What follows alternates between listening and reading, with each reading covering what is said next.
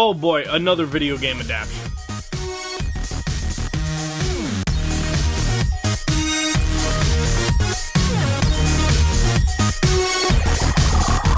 Hello ladies and gentlemen, my name is Smiley, and today I'm very excited to be talking with you guys about The Witcher Season 1 on Netflix. And yes, I know, before a bunch of you start getting in there in the comments and telling me, oh, this series is actually based on the books, not the video games. I know.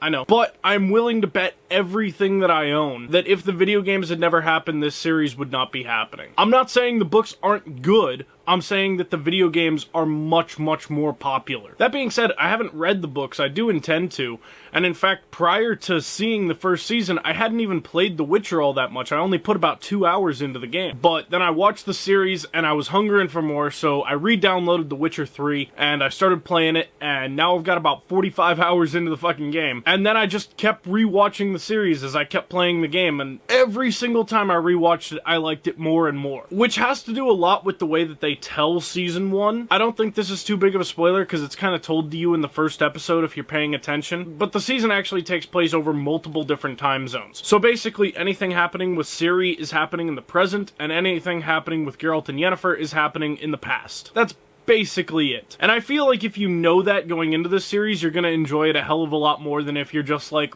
wait, why the hell, that doesn't make sense. But yeah, first time, I really enjoyed it. Second and third viewings, I enjoyed it even more and more. So as you learn characters' names a little better and stuff like that, you start learning where everything fits in. And that's why the more you watch it, the better it gets, because you have a better understanding of it each time that you rewatch the series. And I want to talk about a couple of the action sequences in this show, because they are incredible. There are a few times when Geralt, who's played by Henry Cavill, by the way, who does a phenomenal fucking job playing this character. There are a few action sequences, though, where it's one shot, like from a third-person camera angle, and he's just going through fucking chopping guys in half and shit, and it is some incredible choreography, some incredible cinematography, and some incredible work on everyone's part. Like, one-shot action sequences are hard to do, and Henry Cavill and the cast and crew of this show fucking nailed it every single time they tried one of those. And after the first season ended, I'm just sitting here hungering for more Witcher. I need the next season of this show. Unfortunately, it might not be coming out till early 2021, so that really sucks. Henry Cavill, like I said, does a phenomenal job playing Geralt of Rivia. He absolutely nails this. He is the character, and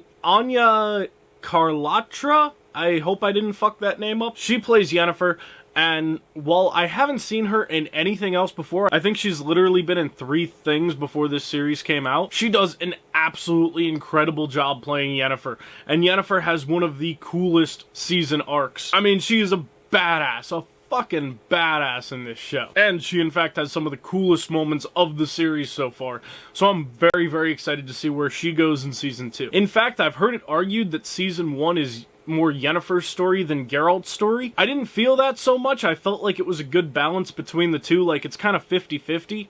Especially after the first episode, because Yennefer isn't in the first episode at all, and then episode 2 she's introduced. But yeah, it feels like a good split between these two characters. It's about 50-50. And then our third character we follow, Ciri, played by Freya Allen. She's very good, and I honestly loved her parts of the story. Like, it was a good, like, breathing moment almost. Not that her sequences are not thrilling at times, you know, she's being chased by Nilfgaard, and she's trying to find Geralt of Rivia, but in contrast to both Geralt and Yennefer's stories in this season, hers is very much the breather. But I really enjoyed it. I saw a lot of people saying when Ciri was on screen, they felt like they were missing something with Geralt and Yennefer. I never felt that way. I really liked the way they did her in Season 1. I'm excited to see where they take it in the future. And I want to talk about Jaskier, because this guy, he's the bard, if you don't know, Dandelion from the games. This guy is possibly one of the best comic relief characters I've ever seen. Plus, he has an amazing voice for a lot of the songs he does, and he is singing a lot. And I really enjoyed him. I wish he was in the series a little more, because he's not in the last 2 episodes, so I look forward to seeing a little more of him in Season 2. Hopefully we get some more music. Toss a Coin to Your Witcher has just taken my world by storm. And yeah, I just gotta say, I fucking loved this season, and I'm really excited to see where they go. I mean, I'm just thirsting over here for more Witcher. When I'm done with this video, I'm gonna go rewatch the show again because this video has made me just hungry for more Witcher. So with that being said, I'm just gonna go ahead and rate it. Witcher gets an awesome 8 out of 10 because it is a fucking awesome series, and you guys should definitely check it out. If you're a fan of the games, if you're a fan of the books, check this series out. You're gonna love it. And yeah, I am gonna go play some Witcher and watch some Witcher. So, leave a like on this video if you liked it, leave a dislike if you didn't like it, leave a comment down below letting me know what you guys thought of The Witcher Season 1, and as always, I hope you guys have an amazing week. Keep it kosher, peace.